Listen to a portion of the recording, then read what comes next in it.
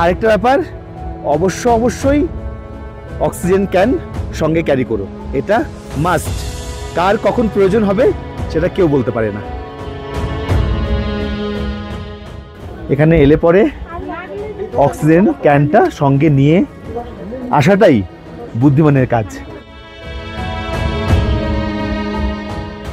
নাথুলা পাসে এখানে এসে ভিডিও করতে হলে খালি মোবাইল দিয়ে হাতে ধরে ভিডিও করাটাতে কোনো রকম প্রবলেম নেই, কিন্তু সেলফি স্টিক বা কোনো কিছু এক্সট্রা কোনো ইকুইপমেন্ট লাগিয়ে এখানে ছবি তোলা যায় না।